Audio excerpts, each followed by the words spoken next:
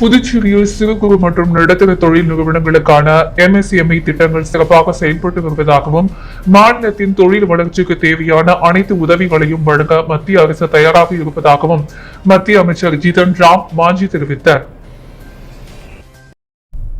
சிறு குறு மற்றும் நடுத்தர தொழில் நிறுவனங்கள் துறை அமைச்சர் ஜிதன் ராம் மாஞ்சி புதுச்சேரி தலைமைச் செயலகத்தில் தொழில்துறை செயலர் மற்றும் உயர் அதிகாரிகளுடன் ஆலோசனை நடத்தினார். தொடர்ந்து மாநிலத்தில் சிறு குறு மற்றும் நடுத்தர தொழில் முனைவோர்களின் பிரதிநிதிகளை சந்தித்து அவர்களின் கோரிக்கைகள் மற்றும் கருத்துக்களை கேட்டறிந்தார். பின்னர் செய்தியாளர்களை சந்தித்த அமைச்சர், இந்தியாவில் விவசாயத்துறைக்கு அடுத்தபடியாக அதிக வேலை வாய்ப்பை உருவாக்கும் துறையாக MSME விளங்கி வருவதாகவும் நாட்டின் பொருளாதார வளர்ச்சியில் இந்த துறையின் பங்களிப்பு முக்கியமானது என்றும் தெரிவித்தார். பிரதமரின் வேலை வாய்ப்பு உருவாக்கும் திட்டம் மற்றும் பிரதம முத்ரா யோஜனா உள்ளிட்ட மத்திய அரசின் திட்டங்கள் மூலம் புதிய தொழில் முனைவோருக்கு மானியம் மற்றும் பிணையில்லா வங்கி கடன்கள் வழங்கப்பட்டு வருவதாகவும் தொழில் தொடங்குவதற்கு தேவையான அனைத்து ஊக்குவிப்புகளும் அளிக்கப்பட்டு வருவதாகவும் கூறினார். GST அமல்படுத்தப்பட்ட பிறகு சிறு குறு தொழில் நிறுவனங்கள் பாதிக்கப்படவில்லை என்றும் மாறாக தொழில் வளர்ச்சிக்கும் வேலை வாய்ப்பு உருவாக்கத்திற்கும் அது உதவியாக இருந்ததாகவும் அமைச்சர் குறிப்பிட்டார். புதுச்சேரியில் MSME திட்டங்கள் சிறப்பாக செயல்பட்டு வருவதாக கூறிய அவர், இதுவரை சுமார் 900 பயனாளிகள் பலனடைந்துள்ளதாகவும் 174 வங்கி கடன்கள் வழங்கப்பட்டுள்ளதாகவும் தெரிவித்தார். திட்டங்களின் செயல்பாட்டிற்கு 100க்கு 80 மதிப்பெண்கள் வழங்கலாம் என்ற அளவுக்கு திருப்தி இருப்பதாகவும் கூறினார். மேலும் தொழில்நுட்பம் சார்ந்த புதிய தொழில் முயற்சிகளுக்கு மத்திய அரசு தொடர்ந்து ஆதரவு அளிக்கும் என்றும் புதுச்சேரியில் தொழில் வளர்ச்சிக்கு தேவையான அனைத்து நிர்வாகம் மற்றும் பொருளாதார உதவிகளையும் வழங்க மத்திய அரசு தயாராக இருப்பதாகவும் ஜிதன் ராம் மாஞ்சி உறுதியளித்தார்.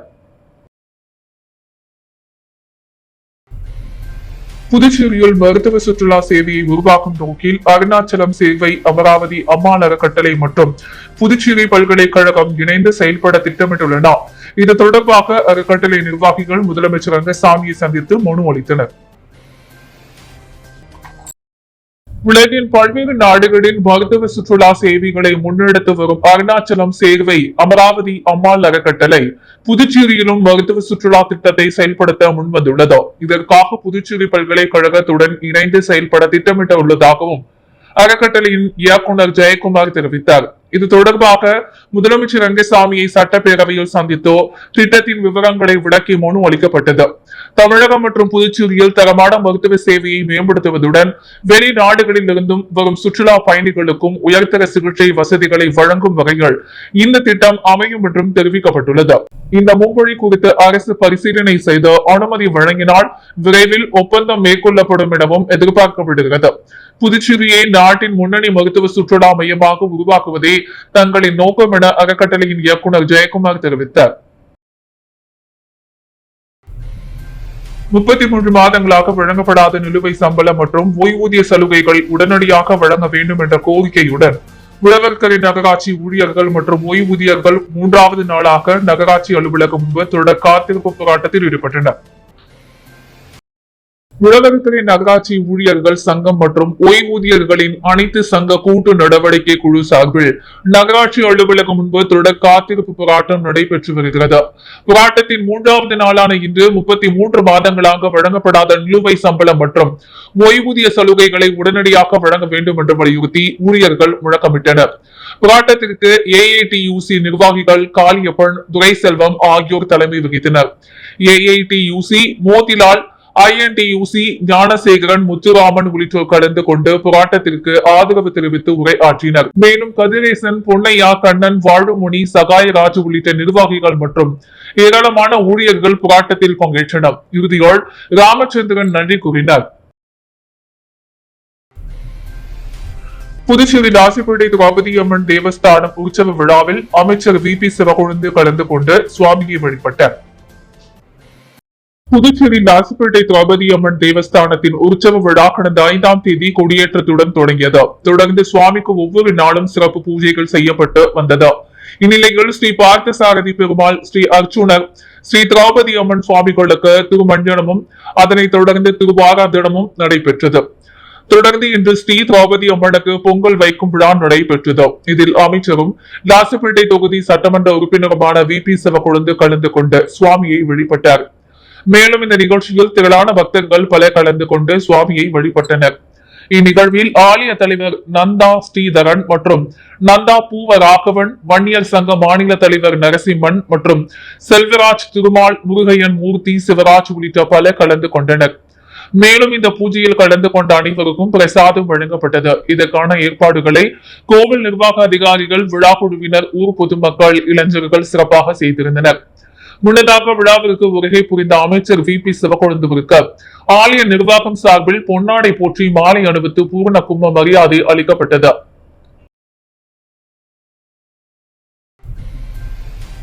புதுவை காமராஜர் நகர தொகுதிக்குட்பட்ட சாரம் பகுதியில் உள்ள SR சுப்பிரமணியன் அரசு உயர்நிலைப் பள்ளியில் லட்சிய ஜனநாயக கட்சி தலைவரும் காமராஜர் நகர் தொகுதி சட்டமன்ற உறுப்பினருமான ஜோ சார்லஸ் மார்டின் நேரில் சென்று ஆய்வு மேற்கொண்டார்.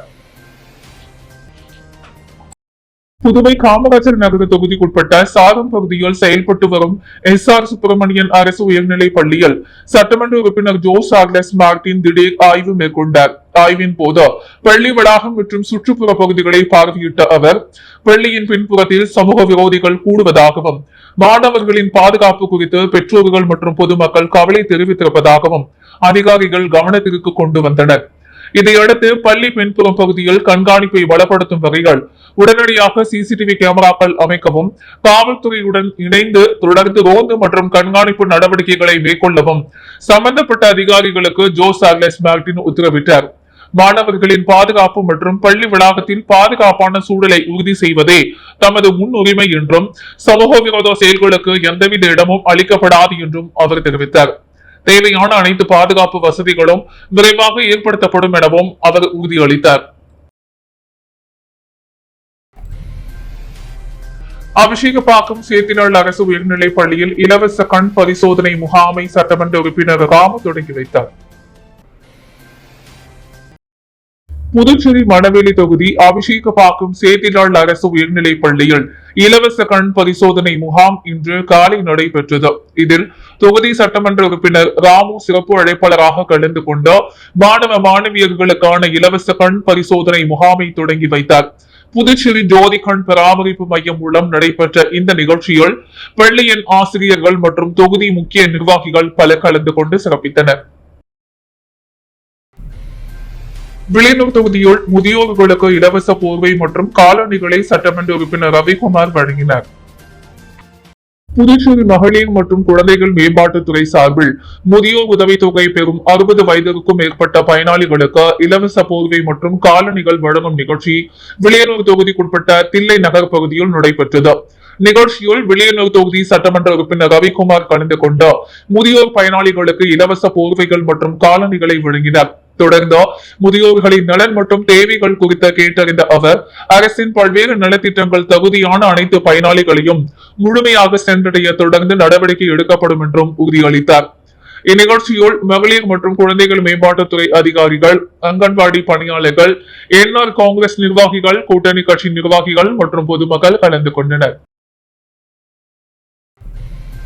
புதுவை குடிசை மாற்று வாரியம் மூலம் கல்வீடு கட்டும் திட்டத்தின் கீழ் நிதி உதவியினை சட்டமன்ற உறுப்பினர் ஜோ சார்லஸ் மார்டின் பயனாளிகளுக்கு வழங்கினார். புதுவை குடிசை மாற்று வாரியம் பெருந்தலைவர் காமராஜர் நூற்றாண்டு ஒருங்கிணைந்த வீடு கட்டும் மற்றும் PMAY 2.0 திட்டத்தின் கீழ் காமராஜர் நகர தொகுதி பயனாளிகளுக்கு முதல் தவணையாக ரூபாய் 1 லட்சம் கட்டுமான நிதி உதவியினை காமராஜர் நகர தொகுதி அலுவலகத்தில் லட்சிய ஜனநாயக கட்சி தலைவரும் காமராஜர் நகர தொகுதி சட்டமன்ற உறுப்பினருமான ஜோ சார்லஸ் மார்டின் வழங்கினார். அப்போது அதிகாரிகள் மற்றும் லட்சிய ஜனநாயக கட்சியை சேர்ந்த நிர்வாகிகள் பலர் உடனிருந்தனர். சார்ஜ் செய்ய மணிக்கணக்கில் காத்திருக்க வேண்டிய அவசியமின்றி சில நிமிடங்களில் பேட்டரியை மாற்றிக்கொள்ளும் நவீன தொழில் நுட்பத்துடன் கூடிய பியாஜியோ ஆப் இசிடி ஸ்வாப் மின்சார 3 சக்கர வாகனத்தை முதலமைச்சர் ரங்கசாமி அறிமுகம் செய்து வைத்தார். புதுச்சேரி ஹோட்டல் ஆகாட்டில் நடைபெற்ற நிகழ்ச்சியில் பியாஜியோ ஆப் இசிடி ஸ்வாப் மின்சார 3 சக்கர வாகனத்தை முதலமைச்சர் ரங்கசாமி அறிமுகம் செய்து வைத்தார். பியாஜியோ வெஹிக்கிள் நிறுவனத்தின் துணைத் தலைவர் கோகி கபூர், மண்டல மேலாளர் மகேஷ் திவாரி, பிராந்திய மேலாளர் தனசேகரன், பிராந்திய சேவை மேலாளர் ராகவேந்திரா, பகுதி விற்பனை மேலாளர் உதய ரிஷி, பகுதி சேவை பொறியாளர் அரவிந்த் உள்ளிட்ட அதிகாரிகளும் இண்டோபாஸ்ட் எனர்ஜி நிறுவனத்தின் தலைமை செயல் அதிகாரி ராஜத் மல்ஹான் மற்றும் மூத்த நிர்வாகிகளும் நிகழ்ச்சியில் பங்கேற்றனர்.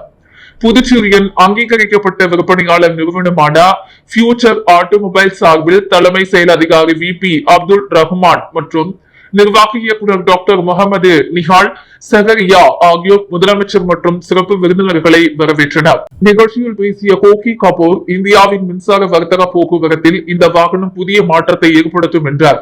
வழக்கமான மின் வாகனங்களைப் போல் நீண்ட நேரம் சார்ஜ் செய்ய வேண்டியதில்லை என்றும் சில நிமிடங்களிலேயே காலியான பேட்டரியை முழு சார்ஜ் செய்யப்பட பேட்டரியுடன் மாற்றிக்கொள்ளும் வசதி இருப்பதால் வாகனங்களின் செயல்பாட்டு நேரம் அதிகரித்தது. ஓட்டுநர்களின் வருமானமும் உயரும் என்று தெரிவித்தார். இந்த புதிய மின்வாகன அறிமுகம் புதுச்சேரியில் மின்சார வாகன பயன்பாட்டை விரிவுபடுத்துவதோடு கார்பன் உமிழ்வை குறைத்து சுற்றுச்சூழல் பாதுகாப்பும் பசுமை வளர்ச்சிக்கு ஊக்கம் அளிக்கும் என எதிர்பார்க்கப்படுகிறது. அரியாங்குப்பம் பகுதியில் கஞ்சா விற்பனையில் ஈடுபட்ட நீண்ட நாட்களாக போலீசாரிடம் சிக்காமல் தப்பித்து வந்த பிரபல குற்றவாளி உள்ளிட்ட 4 பேரை சுமார் 1 கிலோமீட்டர் தூரம் துரத்தி பிடித்த போலீசார் கைது செய்து கஞ்சா பொட்டலங்கள் மற்றும் செல்போன்களை பறிமுதல் செய்துள்ளனர். புதுச்சேரி தெற்கு காவல் மாவட்டத்திற்குட்பட்ட அரியாங்குப்பம் பகுதியில் கஞ்சா விற்பனை அதிகரித்து வருவதாக காவல்துறைக்கு தொடர்ந்து தகவல் கிடைத்து வந்தன. இதையடுத்து கஞ்சா விற்பனையை ஒடுக்க போலீசார் தீவிர கண்காணிப்பு மற்றும் ரோந்து பணியில் ஈடுபட்டு வந்தனர். இந்நிலையில் அரியாங்குப்பம் காவல் நிலைய சப் இன்ஸ்பெக்டர் முருகானந்தம் தலைமையிலான போலீசார் மணவேலி பழைய சாராய்க்கடை அருகே ரோந்து சென்ற பொழுது சந்தேகத்திற்கிடமாக நின்றிருந்த சிலர் போலீசாரை கண்டதும் தப்பி ஓடினர். அவர்களை சுமார் 1 கிலோமீட்டர் தூரம் துரத்தி சென்று போலீசார் மடக்கி பிடித்து விசாரணை நடத்தினர். விசாரணைகள் மணவெளியை சேர்ந்த சதீஷ், அருள்ராஜ், முகிலன் மற்றும் ஒரு சிறார் என 4 பேர் என்பது தெரிய வந்தது. இவர்களில் சதீஷ் கஞ்சா வழங்குகளில் தொடர்புடையவர் என்றும் நீண்ட நாட்களாக போலீசாரிடம் சிக்காமல் தப்பித்து வந்தவர் என்றும் போலீசார் தெரிவித்தனர். மேலும் வைத்தியகுப்பத்தை சேர்ந்த ஒருவரிடமிருந்து மொத்தமாக கஞ்சா வாங்கி சிறு பொட்டலங்களாக பிரித்து அரியாங்குப்பம் பகுதியில் இளைஞர்கள் மற்றும் மாணவர்களுக்கு விற்பனை செய்து வந்ததும் விசாரணையில் தெரிய வந்தது. இதையடுத்து 4 பேரையும் கைது செய்த போலீசார் அவர்களிடமிருந்து சுமார் 60 கிராம் கஞ்சா பொட்டலங்கள் மற்றும் 3 செல்போன்களை பறிமுதல் செய்தனர். பின்னர் நீதிமன்றத்தில் ஆஜர்படுத்தப்பட்ட அவர்கள் காலப்பட்டு மத்திய சிறையில் அடைக்கப்பட்டனர். பெரிய காலாப்பட்டில் உள்ள அருள்மிகு ஸ்ரீ செங்கல்நீர் அம்மன் கோவிலுக்கு சொந்தமான நிலங்கள் ஆக்கிரமிக்கப்படுவதாக குற்றம் சாட்டிய மீனவ கிராம மக்கள் மீதமுள்ள கோவில் நிலங்களை பாதுகாத்து ஆக்கிரமிப்புகளை அகற்ற மாவட்ட நிர்வாகம் உடனடியாக நடவடிக்கை எடுக்க வேண்டும் என மாவட்ட ஆட்சியரிடமும் மனு அளித்துள்ளனர்.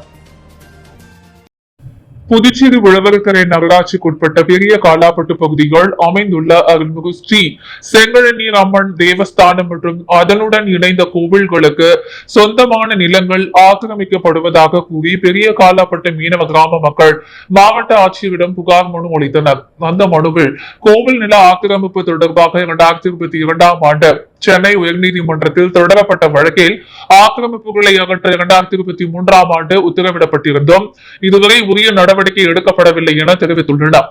மேலும் காலாப்பட்டு வருவாய் கிராமத்தின் சர்வே எண்கள் 231/1 மற்றும் 231/7 உள்ள கோவில் நிலங்களில் தனிநபர்கள் வணிக வளாகங்கள் மற்றும் கட்டிடங்கள் அமைத்து வருவதாகவும் இது குறித்து பல முறை புகார் அளித்தும் நடவடிக்கை எடுக்கப்படவில்லை என்றும் குற்றம் சாட்டினர். எனவே மீதமுள்ள கோவில் நிலங்களை பாதுகாத்த புதிய ஆக்கிரமிப்புகளை தடுத்து நீதிமன்ற உத்தரவின்படி ஆக்கிரமிப்புகளை அகற்ற மாவட்ட நிர்வாகம் உடனடியாக நடவடிக்கை எடுக்க வேண்டும் என்றும் மீனவ கிராம மக்கள் வலியுறுத்தினர். பருவமழை முன்னிட்டு காமராஜர் நகர தொகுதிகள் மேற்கொள்ள வேண்டிய முன்னெச்சரிக்கை நடவடிக்கைகள் குறித்த லட்சிய ஜனநாயக கட்சி தலைவரும் காமராஜர் நகர தொகுதி சட்டமன்ற உறுப்பினருமான ஜோஸ் சாக்லஸ் மார்டின் பொதுப்பணித்துறை அதிகாரிகளுடன் ஆலோசனை நடத்தினர். பருவமழை நெருங்கி வரும் நிலையில் காமராஜர் நகர தொகுதியில் மழைநீர் தேக்கம் மற்றும் வெள்ள பாதிப்புகளை தடுக்கும் வகையில் மேற்கொள்ள வேண்டிய முன்னெச்சரிக்கை நடவடிக்கைகள் குறித்து லட்சிய ஜனநாயக கட்சி தலைவரும் காமராஜர் நகர தொகுதி சட்டமன்ற உறுப்பினருமான ஜோஸ் சாக்லஸ் மார்டின் பொதுப்பணித்துறை பொறியாளர் லூயிஸ் பிரகாசத்துடன் ஆலோசனை நடத்தினர். அப்போது மழைக்காலத்தில் பொதுமக்களுக்கு எந்தவித பாதிப்பும் ஏற்படாத வகையில் வடிகால், வாய்க்கால் மற்றும் நீர்வழித்தடங்களை சீரமைத்து தேவையான பணிகளை விரைந்து மேற்கொள்ள அதிகாரிகளுக்கு அவர் உத்தரவிட்டார். மேலும் காமராஜர் நகர தொகுதியில் மழைநீர் தடையின்றி செல்லும் வகையில் தனது சொந்த செலவில் வாய்க்கால்களை தூர்வாரும் பணிகளையும் ஜோ சார்லஸ் மார்டின் தொடக்க நடவடிக்கை எடுத்துள்ளார். மழைக்கால பாதிப்புகளை முன்கூட்டியே தடுக்கும் வகையில் இந்த நடவடிக்கைகள் மேற்கொள்ளப்படுவதாக தெரிவிக்கப்பட்டது.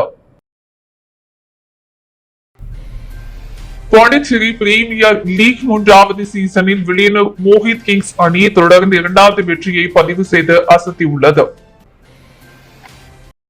பாண்டிச்சேரி பிரீமியர் லீக் 3வது சீசன் விறுவிறுப்பாக நடைபெற்று வருகிறது.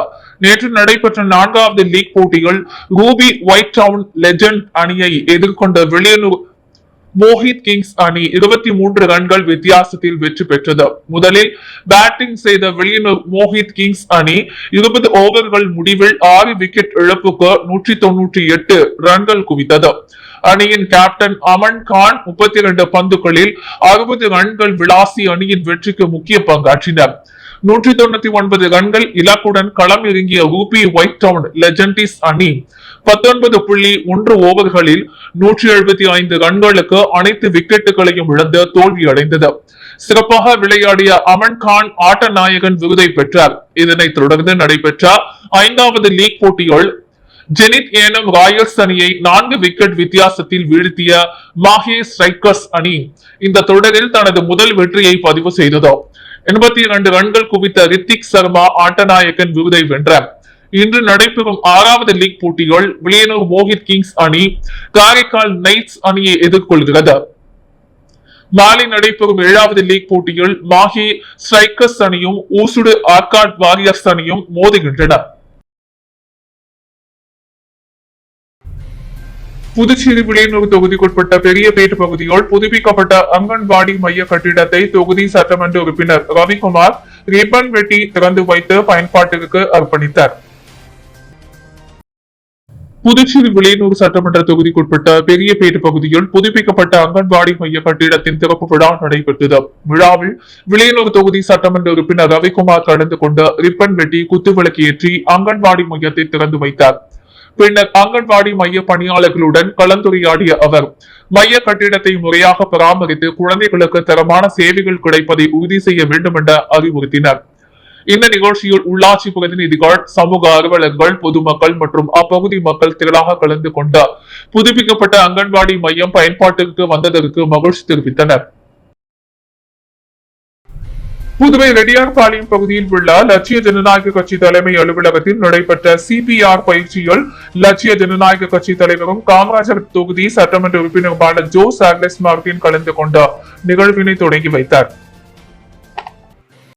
புதுச்சேரியை இந்தியாவின் முதல் இதய பாதுகாப்பு ஒன்றிய பிரதேசமாக உருவாக்கும் முன்னெடுப்பு நிகழ்ச்சியாக உயிர் காக்கும் கரங்கள் உயிர் காக்கும் திறன் பயிற்சியை முன்னிட்டு புதுவை ரெட்டியார்பாளையம் பகுதியில் உள்ள லட்சிய ஜனநாயக கட்சி தலைமை அலுவலகத்தில் நடைபெறும் CPR பயிற்சியில் லட்சிய ஜனநாயக கட்சி தலைவரும் காமராஜர் நகர தொகுதி சட்டமன்ற உறுப்பினருமான ஜோ சார்லஸ் மார்டின் கலந்து கொண்டு நிகழ்வினை தொடங்கி வைத்தார்.